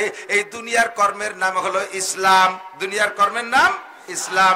যাহা করবেন ওইটার নাম ইসলাম। টুপি পরবেন ইসলাম, দাড়ি রাখবেন ইসলাম, পোশাক সুন্নতি পোশাক ইসলাম, পাগড়ি পরবেন ইসলাম, নামাজ পড়বেন ইসলাম, রোজা রাখবেন ইসলাম, তিলাওয়াত করবেন ইসলাম, জিকির করবেন ইসলাম, মসজিদ করবেন ইসলাম, মাদ্রাসা করবেন ইসলাম। একবার পড়বেন লা ইলাহা ইল্লাল্লাহ মুহাম্মাদুর রাসূলুল্লাহ, 4000 নেকি আপনার আমলনামায় লেখা হইয়া যায়। সুবহানাল্লাহ কোন নাই ছবি? এক্ষুনি একটা গাছ ওই ফাঁকা জায়গা লেখা হয়ে গেছে সুবহানাল্লাহ লাগানো, আরেকটা লাগানো হয়ে গেছে, আরেকটা লাগানো হয়ে গেছে। ও ফাঁকা জায়গা ভর্তি চালেই আছে। তাহলে রাতভর গাছ লাগাবো নাকি? একবার পড়েন বিসমিল্লাহির রহমানির রহিম, কুল হুয়াল্লাহু আহাদ আল্লাহুস সামাদ লাম ইয়ালিদ ওয়া লাম ইউলাদ ওয়া লাম ইয়াকুল লাহু কুফুয়ান আহাদ। আল্লাহর কসম, এক্ষুনি আপনার ওই ফাঁকা জায়গায় 4 তলা একটা দালান হয়ে গেছে। ওই ফাঁকা জায়গাটারে বিল্ডিং দিয়ে গাছপালা দিয়ে ভরতে হবে। ও জায়গা যাওয়ার পরে ভরলি কোনো কাজ হবে না। আল্লাহ নবী বলেন ইজা মাতাল ইনসান ইনকাতানহু আমালুহু। আরে মরণের পরে কোনো ইবাদত নাই, মরণের পরে ইবাদত নাই, ইবাদত হবে শ্বাস বন্ধ হওয়ার আগ পর্যন্ত। আল্লাহ কয় ওয়াবুদ রাব্বাকা হাত্তা ইয়াতিয়াকাল ইয়াকিন। তুমি তোমার রবের ইবাদত কইরে ওই ফাঁকা জায়গায় বিল্ডিং বানাও, ওর মধ্যে গাছ লাগাও, ইবাদত কইরে গাছ লাগাও, ইবাদত করে বিল্ডিং বানাও। কতদিন ইবাদত করব? হাত্তা ইয়াতিয়াকাল ইয়াকিন, মরণ আসার আগ পর্যন্ত ইবাদত। কয় মরার পরে এতদিন কবরে থাকবো, ও জায়গা বসে আল্লাহ বিল্লাহ করলে হবে না? এ কবরে বসে আল্লাহ বিল্লাহ করার কায়দা আছে? আমাদের ওই জায়গা হিন্দু মারা গেছে, ওরে মারা যাওয়ার পরে ও কয়ে গেছে মারা যাওয়ার আগে যে আমারে পোড়াবি না, মিয়াকে মতো মাটি দিবি। তো মুসলমানের মতো মাটি দিচ্ছে ওর ছেলেবেলে আত্মীয় স্বজনরা, ওরে 1 টাকা চাইরে না পয়সা দিয়ে দিছে, সাথে পারের করি ফুলসিরাত পারতি খেয়াল আরে পয়সা দিতেও তাই দিয়ে দিছে। ওরে আর বিড়ি খাতো বলে 2 প্যাকেট বিড়ি আর একটা মেজ দিয়ে দিছে। বিড়ি আর মেজ কয়দিন চলবে? লম্বা টাইম কি করবে কবরে শুয়ে শুয়ে? এই জন্য 2 বান্ডিল তাস দিয়ে দিছে, বসে বসে তাস খেলিস। কবরে কি বিড়ি খাওয়া চলবে? তাস খেলা চলবে, মোবাইল দেখা চলবে, টেলিভিশন চলবে, নামাজ পড়া চলবে, রোজা পড়া চলবে, হজ করা চলবে, যাকাত দেয়া চলবে, কিছুই চলবে না। কয় কেন চলবে না? কয় মরার পরে আল্লাহকে আমি কোনো ইবাদত করাইও না, ইবাদত গ্রহণ করিও না। আর ইবাদত যা করবা সব বাইসে থাকতে, মরার পরে তো সব ওপেন হয়ে যাবে। দেখার পরে তার নাম ঈমান না। কোনো কিছু দেখার পরে সেই জিনিসের পর আস্থা তৈরি করার নাম ঈমান না। না দেখে বিশ্বাস করো কবর আযাব আছে, কবর আযাব সত্য, কবরে শান্তি সত্য, মুনকার নাকির সত্য, কিরামান কাতিবিন সত্য। এগুলো দুনিয়ায় থেকে দেখি না, কবরে যাওয়ার পরে সব দেখবো। দেখার পরে কইব রব্বানা আখরিজনা মিনহা ফাইন উদনা ফাইন্না জালিমুন। আল্লাহ কবরে এসে দেখি সবই সত্য, আর একটা বার পাঠায় দাও, আমি বড় বুজুর্গ হয়ে আসবো। আল্লাহ কাইকসাউ ফিহা ওয়ালা তুকাল্লিমুন। কোনো কথা বলবি না পড়ে থাকার মধ্যে। এখনের বিশ্বাসের নাম বিশ্বাস না, না দেখে বিশ্বাস করলে সবই তুই পাইতি। আমার নাসির লিয়াকত যা বলছে এগুলো সবই তোরে দেয়া হইতো যদি না দেখে বিশ্বাস করতি। দেখার পরে বিশ্বাস করতেছি, সেই বিশ্বাস বিশ্বাস না। দেখার পরে নামাজ পড়তে চাই, সেই নামাজ কবুল হবে না, কারণ এইটা বিশ্বাস না। ঠিক না? শুনেছেন উলামা ইকরামের কাছ থেকে বাচ্চা হারুনুর রশিদ আর তার স্ত্রী জুবাইদা দুইজন ভোরবেলা, বাচ্চা হারুনুর রশিদ বুজুর্গ মানুষ, বড় আলেমও, আমাদের দেশি বাচ্চাকে মতো না। প্রত্যেক মুসলিম কান্ট্রির মুসলমান বাদশা যিনি থাকতেন, তিনি ওই রাষ্ট্রের রাষ্ট্রীয় যে প্রধান বড় মসজিদ আছে, এই বড় মসজিদের ইমাম ও খতিব হতেন। আমার নবী রাজা মসজিদে নবাবির ইমাম, পরবর্তীতে আবু বকর মসজিদে নবাবির খতিব, পরবর্তীতে ওমর মসজিদে নবাবির খতিব, এরপরে উসমান মসজিদে নবাবির খতিব, এরপরে আলী মসজিদে নবাবির খতিব রিদওয়ানুল্লাহি তাআলা আলাইহিম আজমাইন। কথা বলেন ঠিক না? বাচ্চা হারুনুর রশিদও বড় আলেম। তো ফজরের নামাজ পড়ে স্ত্রীকে নিয়ে একটু সফর, একটু হাঁটাহাঁটি করতেন। নদীর কিনারে দিয়ে হাঁটতেছে, হাঁটতে হাঁটতে কত দূর যাওয়ার পরে যে দেখে নদীর পাড়ে বালুর উপরে বৈশা এক পাগল আঙ্গুল দিয়ে এরকম কি যেন নাড়াচাড়া করে, আঁকা আঁকি করে। তাই যে বলতেছে, এই পাগলের নাম হলো বাহলুল। কি নাম? বাহলুল। যে বলছে, এই বাহলুল, এ জায়গা বৈশা আঙ্গুল দিয়ে কি করো? তো বাহলুল কইতেছে যে আমি জান্নাতের বালাখানা তৈরি করতেছি। বাহলুল তো পাগল, উনিও জানে, তো উনি মনে করছে পাগল এইরকমই তো করে, নাকি বলেন? পাগলের স্বভাব এরকম না? এক পাগল হুশ হওয়ার পরে, পাগল থাকতেও তারা দেখছি, হুশ হওয়ার পরেও দেখছি। পাগল থাকতে দেখি শুকনো গোবর দিয়ে বস্তা ভরে, সিড়া কাপড় চুপুর যা আছে রাস্তাঘাটে কাগজ বস্তা ভরে। আমার এলাকায় ছিল নসু পাগল, মরার পরে ওর ঘরের থেকে 500 বস্তা বের করে ফেলানো হয়েছে। এইরকম পাগল একটা বস্তা ভরছে সবকিছু দিয়ে। হুশ হওয়ার পরে কইলাম যে তুই এই পাগল থাকতে এগুলো ভর্তি কে? এক পচা কাপড়, ছিঁড়া নেকড়া, তারপরে কাগজ টাগজ, এগুলি দিয়ে বস্তা ভর্তি কে? কয় যে আমি দেখতাম যে দেশের সব মানুষ পাগল হয়ে গেছে, এইগুলো সব স্বর্ণ পড়িয়ে রয়েছে রাস্তায়, এক কেন বাড়ি নেয় না। শুকনো গোবরে দেখতাম দলা ধরা সোনা, ছিঁড়া কাপড়ে দেখতাম যেন কাপড় স্বর্ণের কাপড়, সিরা কাগজে দেখতাম স্বর্ণের কাগজ পড়ে রয়েছে। ইয়া মানুষ নেয় না কেন? মানুষ এত পাগল কে? তাই আমি একাই হুশ আছি, এই জন্যই বস্তা ভরতেছি। পরে হুশ হয়ে দেয় যে বাড়ি গু গোবরে বেরিয়ে গেছে। এতদিন আমি পাগল ছিলাম, এরা ভালো। তো পাগল এরকম এলোমেলো করে, বালাখানা বানায়। তো বাচ্চা হারুনুর রশিদ বলতেছেন, তো বালাখানা বানায় কি করিস? কয় বেশি। কত বেশি? কয় সাইরেনা। সাইরেনা চেনেন? মুরব্বীরা তো সাইরেনা চেনে, বুলাবান সাইরেনা চেনে না। আর 10 বছর পর যদি সাইরেনা আছে না, চিনি না, তাই কি সাইরেনা দিয়ে ভাত খেয়ে আসলাম একটু আগে, মনে হবে সাইরেনা তরকারি। 1 টাকার 4 ভাগের 1 ভাগের নাম হলো 4 আনা। তো এই একটা বালাখানা বেছে বাহলুল 4 আনা। এখন বাচ্চা হারুনুর রশিদ মনে করছে ওর মনে হয় 4 আনা হলে আজকের দিন প্রয়োজন মেটবে, এই জন্য 4 আনা। 4 আনায় জান্নাতের বালাখানা বিক্রি হয় নাকি? ওর গাইতে বাদ দে, জুবাইদার কয় চলো যাই। পাগল, 4 আনায় জান্নাতের বালাখানা। জান্নাতের বালাখানা তুই চিনিস? লাবিনাতুম মিন ফিদ্দা, লাবিনাতুম মিন যাহাব। একটা ইট স্বর্ণের, একটা ইট রূপার। এইরকম বালাখানা এই যে হাজার হাজার হবে, যারা হাফেজে কোরআন তাদের বালাখানা হবে 6666 তালা। যারা শুধু আলহামদুসুরের হাফেজ তার বালাখানা হবে 7 তালা। সাথে ইন্না তাইনা পারে 10 তালা, সাথে কুলহু পারে 14 তালা, সাথে ভালাক পারে 18 তালা, সাথে নাস পারে 24 তালা। এভাবে বালাখানা বাড়তি থাকবে। আর সে বলে 4 আনায় বেছে।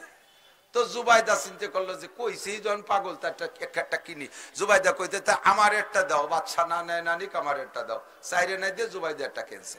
এখন ওই বালাখানা তো রাতে ধরাই দেয় না, ওটা তো বেচতে যেয়ে পাবে। ঘুরে ফিরে চলে আসছে, রাত্রে ঘুমাইছে। বাচ্চা হারুনুর রশিদ রহমাতুল্লাহ আলাইহি স্বপ্নে দেখতেছেন যে দুনিয়া ধ্বংস হয়ে গেছে, কিয়ামত হয়ে গেছে, গারদ হয়ে গেছে, এরপরে জান্নাত জাহান্নাম কায়েম হয়ে গেছে, উনি জান্নাতেও গেছেন। তো জান্নাতের একটা গলি দিয়ে উনি হাঁটতেছেন, হাঁটতে হাঁটতে কত দূর যেয়ে দেখে যে বিশাল আলিশান একটা বালাখানা।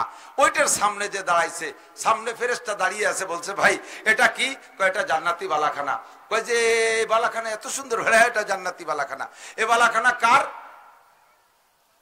কয় যে এটা জুবাইদার বালাখানা, আপনার স্ত্রী জুবাইদার বালাখানা। তো স্ত্রীর বালাখানা যেহেতু আমি একটু যাই, কর না না না আপনার স্ত্রী এখনো যাই নাই, পরের বালাখানা আপনি ঢুকবেন কে? কয় যে স্ত্রী বালাখানা কিভাবে হলো? কয় যে আজকে ভোরে ওই যে বাহলুলির কাছ থেকে কেনছে সেই সাইরেনার বালাখানা আইডিয়া।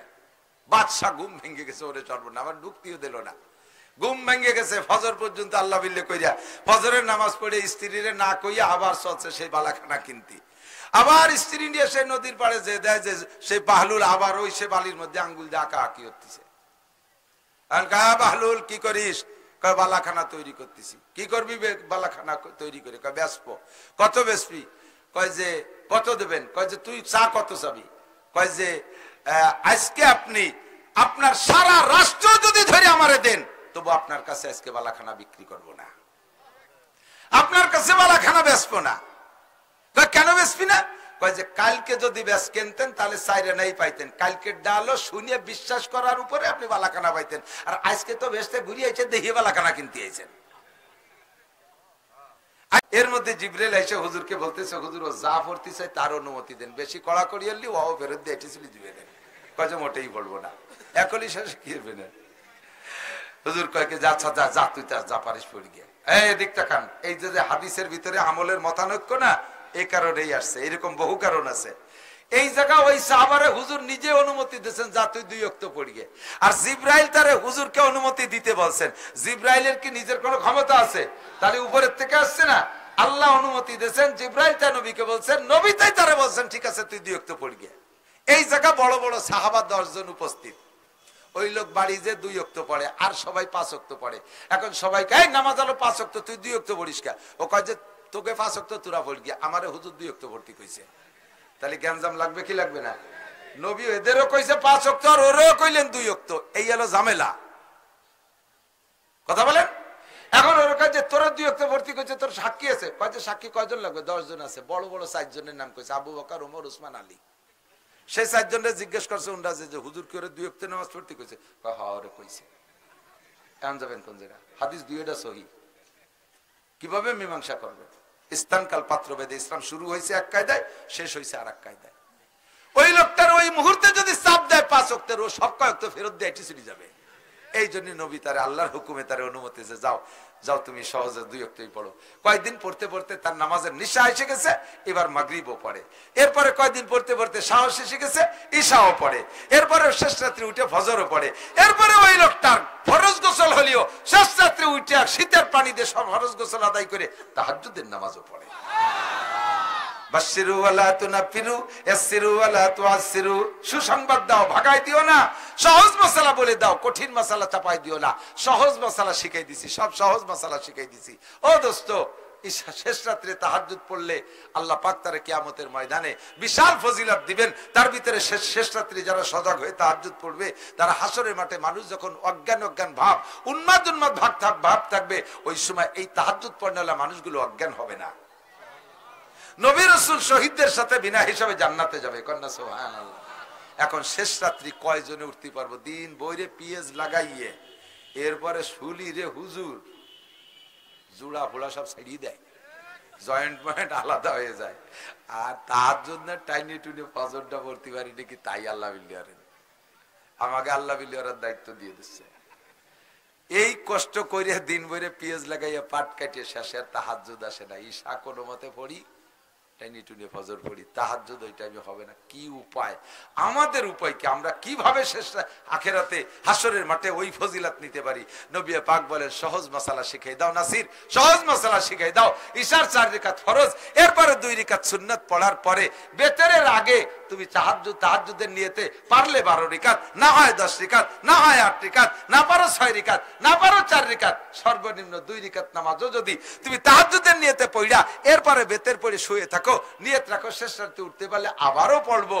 আর যদি তাতে কোনোদিনও পড়তে না পারো আর ওই নিয়মেই তাহাজ্জুদ পড়ো, তাতেও তোমাকে আল্লাহ তাআলা তাহাজ্জুদের পূর্ণ ফজিলত দান করবে। ইউরিদুল্লাহু বিকুমুল ইউসরা ওয়া লা ইউরিদু বিকুমুল উসরা, লা ইউকাল্লিফুল্লাহু নাফসান ইল্লা উসাহা। কত ছাড় দেব কোন? আর তোর জায়গা নাই। কত সুন্দর ব্যবস্থা। এরপরে এদিক তাকান, মান কানা ইউরিদু হারসাল আখিরা নাজিদ লাহু ফি হারসিহি, যে ব্যক্তি আখিরাতের ক্ষেত চাষ করে আল্লাহ তার চাষের চাইতে ফসল বেশি দেয়। চাষ করবা যতটুক ফসল পাবা বেশি। জোরে কর না সুবহানাল্লাহ। সিস্টেম কেমন? এক ওয়াক্ত নামাজ জামাতে পড়বেন। এক ওয়াক্ত নামাজ যদি আপনি জামাতে জামে মসজিদে ইমামের পিছনে পড়েন, এক ওয়াক্তের বিনিময়ে আপনাকে 527 ওয়াক্তের সওয়াব দেওয়া হয়। আবার ওই নামাজটা পড়ার জন্য যে ওযু বানাবেন, ওযুর সময় যদি মেসাক দিয়ে একটু ডলা মারেন, মেসাক দিয়ে একটু ডলা মারেন, তিনটে, এই ডাইন পাশ থেকে বাম দিক আছে মেসাক আছে পকেটে। আমার খান চাপাতে চাপাতে অর্ধেক হয়ে গেছে, ছেলে এত বড় এক বিঘে, তিনটে ডলা মারবেন। এই ওযুর কারণে, এই মেসাকের কারণে ওযুর দাম এসহ নামাজের দাম 70 গুণ বেড়ে যাবে। মান কানা ইউরিদু হারসাল আখিরা নাজিদ লাহু ফি হারসি। অল্প ইবাদতে মোটা মোটা নেকি পেয়ে যাবেন। আর সব জায়গায় সহজ, কঠিন কোন জায়গা। কত রাইতে গেছে, আল্লাহ সহজ হয়েছে কি হয় নাই কথা বলেন। আল্লাহ পাক বলেন ফামান শাহিদা মিনকুম শাহরা ফালইয়াসুম। এদিক আর মাত্র 2-2.5 চাঁদ পরেই আসতেছে রমজান মাস। ইনশাআল্লাহ এবার রমজানে তো কেউ রোজা থাকবো না। হ্যাঁ যে থাকবেন রোজা থাকবেন না ছাড়বেন না? ছাড়বো না ইনশাআল্লাহ, ঠিক না? রোজা রাখবেনই। রোজা না রাইকা সুস্থ মানুষ বাড়ি থেকে যদি খাবার খায়, তাতে যে রক্ত ফুটা দেহের মধ্যে তৈরি হয়, ওই রক্ত আর শুয়োরের রক্তের মধ্যে কোনো পার্থক্য নেই। শুয়োরের রক্ত নিয়ে শুয়োর যেমন জান্নাতে যাইতে পারবে না, আর ওই নাপাক রক্ত তোমার দেহে থাকবে, ওই নাপাক রক্ত থাকতে জান্নাতে যাইতে দেওয়া হবে না। ঈমান আছে, অন্যান্য ইসলাম আছে, কিন্তু হারাম রক্ত ঢুকে গেছে রমজান মাসে গায়ের মধ্যে, এই রক্ত অপারেশন করতে হবে। ওই শরীরের ভিতরে যদি কি কয় ক্যান্সার, ব্লাড ক্যান্সার হয়, মাঝে মাঝে ওরে কি করে যেন ডায়ালিসিস করে। ডায়ালিসিস ওই পচা রক্ত বের করে ভালো রক্ত ঢুকায়। তোমারও ডায়ালিসিস করতে জাহান্নামে পাঠানো হবে। ও জায়গা পুড়িয়ে পচা রক্ত সাফ হয়ে যাওয়ার পরে তুমি জান্নাতের প্যাসেঞ্জার হওয়ার যোগ্য হবা, তারপরে তোমাকে দেয়া হবে। কাজেই রোজা ছাড়ার কোনো ব্যবস্থা নেই।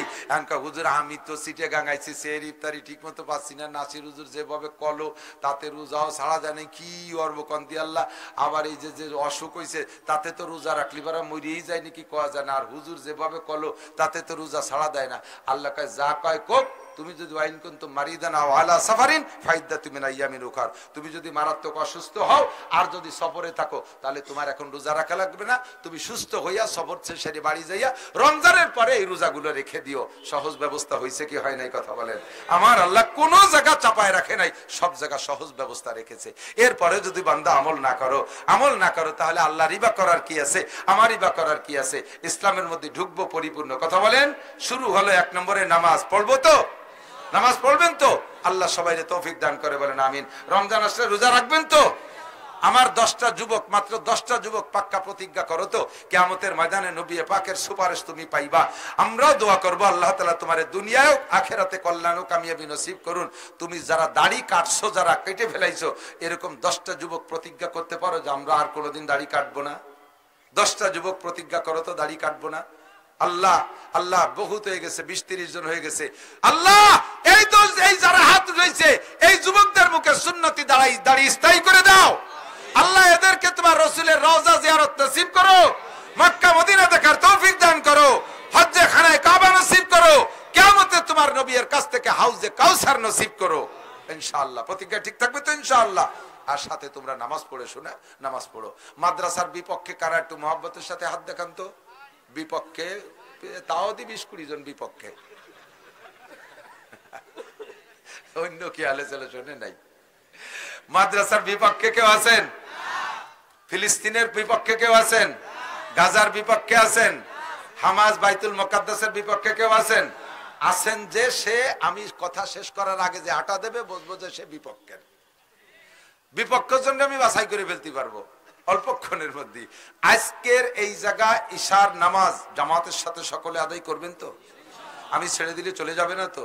রাস্তা ভরবে না? শোনা, প্রত্যেক যুবক আজকে পড়ো। আমি তার জন্য আজকে খাস আমি দোয়া করব, আল্লাহ তাআলা যেন তাকে হজ্জে খানায় কাবা নসিব করে, আল্লাহ তাআলা তার ঈমানি মরণ নসিব করবে, আল্লাহ তাআলা তাকে স্থায়ী নামাজি বানায় দেবে। জোরে বলেন আমিন। এই মাদ্রাসার বিপক্ষে যারা তারা সাথে শুধু যাবে, পক্ষে যারা তারা থাকবে। আমি কালেকশন পারি না, কালেকশনের ওয়াজও করি নাই। দোস্ত আমাদের মাদ্রাসায় সরকার টাকা দেয় না। আমার বাড়ি গোপালগঞ্জ, আমার মাদ্রাসা অনেক বড় আলহামদুলিল্লাহ, দাওরায়ে হাদিস পর্যন্ত 500 ছাত্র আছে, 27 জন শিক্ষক আছে, বাড়ি গোপালগঞ্জ। আমার সব নেতাদের সাথে সম্পর্ক। মাননীয় প্রধানমন্ত্রীও সুযোগ পালি মাঝে মাঝে গোপালী বাংলা শোনার জন্য আমার অশ্বনে শুনছি। ওনার পিএসরা কয় যে আমরা যখন বসি প্রধানমন্ত্রী মনটা একটু ভার থাকে, সেই সময় কই যে ম্যাডাম একটু আনন্দ করি। এই আনন্দ করতে চাই আমার ক্যাসেট চালাই দেয়, শুনে হাসে, কয় আইজো গোপালী বাংলা কম মানুষ আছে, পুরন বাংলা। আমার ওয়াজ আল্লাহর রহমতে। এই প্রধানমন্ত্রী আমার মাদ্রাসায় কিচ্ছু দেয় না, বাংলাদেশ সরকার কিচ্ছু দেয় না। আমাদের মাদ্রাসা আমাদেরই চালানো লাগে। আপনাদের এই এলাকা থেকে আমার মাদ্রাসায় পিএস যায়। গত বছর যে পিএস আপনারা এলাকা থেকে দেন, আমার এই পুড্ডু আছে মৌলানা আব্দুর রহমান, আমার মাদ্রাসার শিক্ষক, আপনাদের এই সালতার ছেলে। তো এখান থেকে যা পিএস নেছে সারা বছর সেই পিএস খাচ্ছি। আর আপনাদের এলাকার পিএস আপনাদের মাদ্রাসা প্রত্যেকে 40 ভাগের ভাগ বের করবেন, কমপক্ষে 40 ভাগের ভাগ বের করবেন। একটা ভাগ মাদ্রাসায় দিয়ে দেবেন। বিভিন্ন মাদ্রাসা থেকে আসবে, তার ভিতরে আপনাদের নিকটতম মাদ্রাসা যার আহাক্কবি সাকাবিহি, প্রতিবেশীরা প্রতিবেশীর কাছে বেশি হকদার। আপনারা যদি কেউ মারা যান, এই মাদ্রাসার ছাত্ররা যাইয়েই আপনাদের জানাজায় শরীক হয়, পাশে কোরআন শরীফ পড়ে। বিপদে পড়ে গেলে এরা এখানে খতম পড়ে দোয়া করে কি করে না, কথা বলেন। কাজেই তাকে দিয়ে আমার সবচাইতে বেশি কাজে লাগে। ওই সুলতানসি গোবেরডাঙ্গা দূরের মাদ্রাসাও কাজে লাগে, তারাও দোয়া করে, তবে তাদের চাইতে এরা কাজে বেশি লাগে। এই জন্য বেশি একটা মোটা দান এখানে। আপনাদের যাদের পিএস আছে 40 ভাগের 1 ভাগ বের করে দেবেন। কার কার নিয়ত আছে বলেন তো? আল্লাহ তৌফিক দিক। 40 ভাগের 1 ভাগ বের করে দেবেন। 40 ভাগের 1 ভাগ বের করবেন তো ইনশাআল্লাহ। 40 ভাগের 1 ভাগ পিএস তো আল্লাহ বাম্পার দাম দিয়ে দিয়েছে। বর্তমানে কত করে? 4100 টাকা কেজি। আলহামদুলিল্লাহ, বিশাল বিশাল। আরো পাবেন ইনশাআল্লাহ। জমিনে ফসল আল্লাহ বাড়াই দিক, সবাই বলেন আমিন। শেষে যিনি বয়ান করবেন তার কাছে আপনারা পিএস লেখায় দেবেন।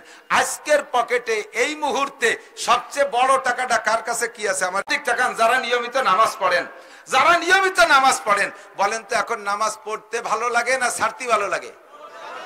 ছাড়লে ভালো লাগে না পড়লে ভালো লাগে? কারণ বশত যদি কোনো এক ওয়াক্ত ছুটে যায়, বলেন ঘরের থেকে বেরোইতে ভয় লাগে কি লাগে না? ঠিক না? ও যুবক, তোরা যারা নামাজ না পড়িস, তুই করে বলতেছি, রাগ করিস না, আদরের সাথে স্নেহের সাথে ভালোবাসার সাথে বলতেছি, তোরা যারা নামাজ না পড়িস, আজকে ঈশার নামাজটা পড়িস, দেখবে রাত্রে ঘুমটা হবে সুন্দর। দেখবি মনের মধ্যে একটা আলাদা আনন্দ পাবি। ফজরের নামাজ পড়ে ঘর থেকে বের হবি, দেখবি যে মনের ভিতরে একটা আলাদা সাহস আসবে যে আজকে আমি যে কাজে যাব ইনশাআল্লাহ আমি সফল হব। আমি আমার মালিককে খুশি করে বেরোইছি, আমি আল্লাহর হুকুম মেনে বেরোইছি। মনের ভিতরে একটা আলাদা সাহস আসবে, কথা বলেন। যেদিন তুমি পরীক্ষা দিতে যাবা, ফজরের নামাজ তুমি পড়বা, দেখবা যে ইনশাআল্লাহ সেই দিন তোমার মনে হিম্মত সাহস বেশি হবে, পরীক্ষাটাও সুন্দর হবে। শরিয়াতের কোনো কাজ কঠিন না। যখন শরিয়াত তবিয়াতে পরিণত হয়ে যায়, শরিয়াত যখন তবিয়াতে পরিণত হয়, তখন আর কোনো কাজ করতে কষ্ট লাগে না। শরিয়াতের কোনোটা খারাপ লাগে না। তবিয়াতে সেট করার আগ পর্যন্ত একটু কষ্ট হয়। জীবনে কোনোদিন মসজিদে যান নাই, এরকম করে ভালো ভালো আল্লাহ আল্লাহ লোক আছে না? কোনোদিন মসজিদে যাই নাই। আমি এরকম এক আল্লাহ আল্লাহ নিয়ে গেছি তবলিগি, ওই দিন বুঝছি যে কোনোদিন মসজিদে যাইনি। বাইরের থেকে তশকিল করছি, নিয়ে গেছি, ব্যাটিং বুটিং মাথায় রেখে গেছে, যাইয়ে জুতো পাইতে মসজিদের মধ্যে চলে গেছে। জুতো খেলে আমি তো আমার ঘর ভরে জুতো ভরিয়ে ঘুরে বেড়াই, তাহলে ও বোঝা যায় যে কোনোদিন মসজিদে ঢোকে নাই। তারপরে জুতো খুলাইছি, এরপরে ব্যাটিং থুয়ে যে পেশাব করতে বসে গেছে, এক বাড়ির দিক ফিরে এই রান এই পর্যন্ত 12 দিয়ে বিড়িয়েরটা ধরাইয়ে যে হেনে বসে গেছে। আমি কই আল্লাহ, এ যদি এই বাড়ির বেটিরা দেয় তো কেড়াইল দিয়ে বলো সবাই ফেলবে রে। এইটা কি তবলিগ? আমি পিছন দিয়ে যাইয়া একটা তার লুঙ্গিরে আর একদিক ফিরে লুঙ্গি টেনে টেনে হাঁটু গিরে দিয়ে কইছি, বিড়িটা ফেলাও যদি মসজিদে 3 দিন থাকতে চাও। এই পাড়ার মানুষ আমাকে 3 দিন খাওয়াবে, আগের থেকে দাওয়াত দিয়েছে, তুমি যা শুরু করছো ভাত না মায়ের খেয়ে যেতে হবে। আল্লাহ, জীবনেও কোনোদিন মসজিদে যাই না। এরে মসজিদে যা শিখাইতে বেশ কষ্ট হয়েছে। জুতো মসজিদে ঢোকার সময় কোন পাও আগে খুলতে হবে? খুলতে হবে কোন পাও? জুতোর থেকে খুলতে হবে বাম পাও। জুতোর থেকে খুলতে হবে বাম পা। মসজিদে ঢুকতে হবে ডান পা। তা কি হয়, যে পাও খুলছি সেই পাওতে ঢুকে যাবে না। সুন্নত হলো জুতোর থেকে পা খুলে ওই জুতোর উপরে পা বাম পা রাখবেন, এরপরে ডান পা খুলে ডান পা ঢুকিয়ে পরে বাম পা ঢুকাবেন। এই যে একটা হজবরল ভাব, এইটা আপনার কাছে একটু পেশি পেশি মনে হচ্ছে। বেরোনোর সময় আবার বাম পা বেরোবেন আগে, কিন্তু জুতোর মধ্যে দেবেন ডাইন পা আগে। সিস্টেম কি? বাম পা বেরোয় জুতোর উপরে রাইখা, জুতোর উপরে দাঁড়াইয়া ডাইন পা বেরোয় জুতোর মধ্যে ঢুকাইয়ে পরে বাম পা ঢুকাবেন। 4টে সুন্নত। খোলার সময় 2টা, খুলিয়ে খুলছেন 2টা সুন্নত, আবার ঢুকছেন একটা সুন্নত, 3টা। আবার বেরোনোর সময় পরার ভিতরে 2টা সুন্নত, 2 পায়ে 2টা সুন্নত, আবার বেরোইছেন একটা সুন্নতি তরিকায় বাম পা আগে দিয়ে। এই 6টা সুন্নতের পর আমল করতে আপনার একটু কষ্ট হয়। বাথরুমের ভিতরে কোন পা দিয়ে আগে ঢুকতে হবে? বাম পা। খুলতে হবে কোন পা? বাম পা। ও জায়গা ঠিক আছে। জুতো খুলবেন আগে, যদি জুতো খুলিয়ে ঢুকতে হয়। তবে বাথরুমের ভিতরে খালি পায়ে বাথরুম করবেন না। খালি পায়ে বাথরুম করলে জেহেন কমে যায়, সুন্নতের মুস্তাহাবের খেলাফ। জুতোর পর বসবেন। এবং স্বাস্থ্যসম্মত, অনেক সময় খালি পায়ে বসলে নিচের থেকে বাথরুমের ভিতরে অনেক জীবাণু থাকে, ওটা পার মধ্যে দিয়ে ঢোকে, আর পায়ে জুতা থাকলে ওটা ঢুকতে পারে না। বাম পা আগে খুলবেন, ঢুকাবেন বাম পা, এরপরে ডাইন পা। বেরোনোর সময় আবার ডাইন পা বেরোবেন আগে, ডাইন পা বেরোয় জুতোর মধ্যে ঢুকবেন, বাম পা পরে বেরোয় জুতোর মধ্যে ঢুকবেন। 4টে সুন্নত হলো। বাইরে থাকতে একটা দোয়া পড়বেন, আল্লাহুম্মা ইন্নী আউযু বিকা মিনাল খুবুসি ওয়াল খাবায়েস। বাইরে বেরোয় এসে দোয়া। বাথরুমের মধ্যে থেকে কোনো দোয়া নাই। এক জায়গায় লেখা দেখি যে বাইরে থেকে এই দোয়া, ভিতরে থেকে এই দোয়া, এই লেখছে। বাইরে ঘরে বাথরুমের ভিতরে থেকে কোনো দোয়া নাই। বাইরে বের হয়ে এসে দোয়া পড়বেন, গুফরানাকা আলহামদুলিল্লাহ ইল্লাযী আযহাবা আনিল আযা ওয়া আফানি। সকল প্রশংসা ওই আল্লাহর, যে আল্লাহ পাক আমাকে ফারেক করে দিয়েছেন। আল্লাহর কাছে ক্ষমা চাই যে আল্লাহ পাক আমাকে বিপদ থেকে মুক্তি দিয়েছে, এমন জিনিসের থেকে যেটা আমার পেটের মধ্যে থাকলে আমার ক্ষতি হতো। এই বাথরুম পেটের মধ্যে যদি আটকে যায়, উপকার না ক্ষতি? কয় যে উপকারই তো, তাহলে ভাত কম খাওয়া লাগবে না। পেট ফুলে মরি যাবা কাকা, অসুস্থ হয়ে যাবে।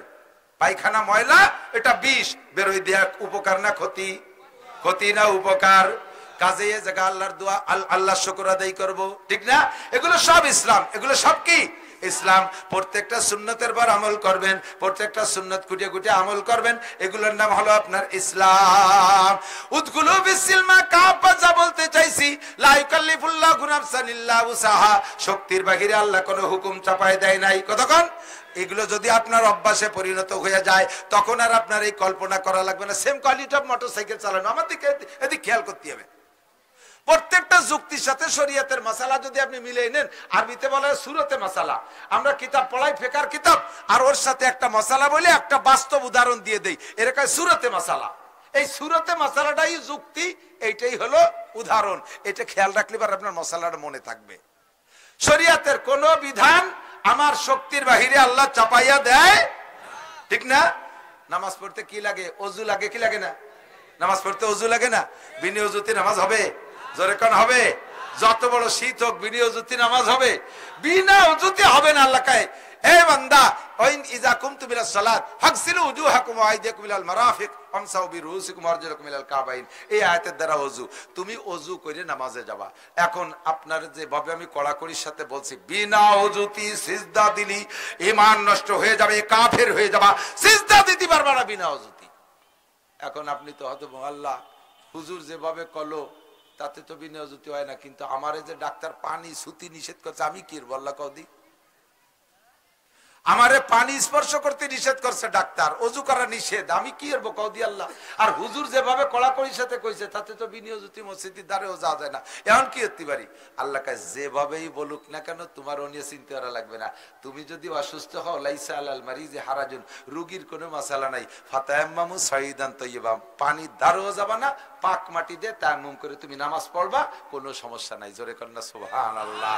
আল্লাহ সহজ করে দিয়েছে কি দেয় নাই? কয় যে হুজুর তাই তো অজুতি তো তায়াম্মুম করলাম, ধরেন অজু ছুটে গেল, আমার এই শরীর অসুস্থ অবস্থায় যে সময় পানি ব্যবহার করা নিষেধ, এমত অবস্থায় যদি আমার গোসল ফরজ হয়ে যায়, তালি কি এর হুজুর কান্দি? এ বোঝেন নাই কথা? অজু ছুটে গেছে, পানি দিয়ে অজু করলে আপনার অসুবিধা, অথবা পানি পাচ্ছেন না, এই সময় মাটি দিয়ে তায়াম্মুম করবেন। কিন্তু আপনার যদি গোসল ফরজ হয়ে যায়, এ জায়গায় তায়াম্মুমই কি করতে পারে? কয় যে হ্যাঁ, অজু ছুটে গেলে যেমন পানি ব্যবহার করা নিষেধের সময় বা পানি না পাইলে তায়াম্মুম করে নামাজ হবে, আপনার গোসল ফরজ হয়েছে মত অবস্থায় যদি আপনার গোসল করলে জীবন মরণের ভয় থাকে, রোগ মারাত্মক আকার ধারণ করা ভয় থাকে, তাহলে আপনি এখানেও তায়াম্মুম করে নামাজ পড়তে পারবেন। এক সাহাবা হুজুরের কাছে আসছে তায়াম্মুম করে, সারা গায়ে মাটি বালি মাহানো। হুজুর কয় যে তুমি গায়ে ভরে মাটি কে? কয় হুজুর তায়াম্মুম করে আইছি। এ কিরম তায়াম্মুম? তায়াম্মুম হলো মাটি হাতে মাখাইয়া একবার মুখ মুছা আর একবার দুই হাত মুছা, সারা গায়ে মাটি মাখালো কি রে? কয় যে ও তো অজুর তায়াম্মুম, আমি হলো গোসলের তায়াম্মুম করছি, বালি গাদি দিয়ে ডুব দই দিতে পারে চলে গেছে। হুজুর কয় না, আমল করতে পারবে না। যদি বলি মিয়া ফজরের নামাজে সূরা বাকারা আর সূরা আল ইমরান দুই রাকাতে দুই সূরা ছাড়া নামাজ হবে না, তাহলে পাবলিক কবে পড়বো না? তোমরা হুজুররা বলি বেড়াবে। সম্ভবত আবু দাউদ শরীফ 181 পৃষ্ঠার হাদিস মূল নুসখার, সম্ভবত একটু সন্দেহ আছে, তবে হাদিস সহি, হাদিসের মধ্যে সন্দেহ নেই। এক সাহাবা এসে বলতেছে হুজুর শীতকালে এসে কলেমা পড়ে মুসলমান হয়েছে, মুসলমান হওয়ার পরে বলতেছে হুজুর এখন আমার কাজ কি? কয় যে 1 নম্বর কাজ খামসু সালাওয়াতিন ইফতারা জাহুন্নাল্লাহ, 5 ওয়াক্ত নামাজ পড়তে হবে। হুজুর নামাজ কেমন? আল্লিমনি সালাত, নামাজ শিখাই দিয়েছে। পড়ার পদ্ধতি কি? কয় অজু বানাতে হবে। কয় যে হুজুর ডেলি কয়বার বানাতে হবে অজু? হুজুর কয় যতবার ছুটবে ততবার বানাতে হবে। তো অজু ভাঙ্গার কারণ কি? কয় 7টি বলে দিয়েছে। কয় তালি তো হুজুর, তাহলে আমি এই দিনের 2 ওয়াক্ত পড়বো, জোহর আর আসর পড়বো, আমি রাতে কত পড়তে পারবো না, পারবই না। কয় কেন? কয় আমার হলো অজু ছুটে যায় দেখতে দেখতে, এই যে এত বড় শীত, আমি ঠান্ডা পানিতে কোনো মতে অজু বানাতে পারবো না, আমি রাতে 3 ওয়াক্ত পড়বো না। হুজুর আরবিটা আল্লাহ কইছে 5 ওয়াক্ত ফরজ, তুই এই সাইডে সুইতে 2 ওয়াক্ত নিতে চাচ্ছিস কে? কয় যে আমি পারবো না, তো অজু বানাতে পারবো না, তো নামাজ পড়বো কি রে? এখন হুজুর কয় 5 ওয়াক্ত, উনি কয় 2 ওয়াক্তের বেশি পড়বো না।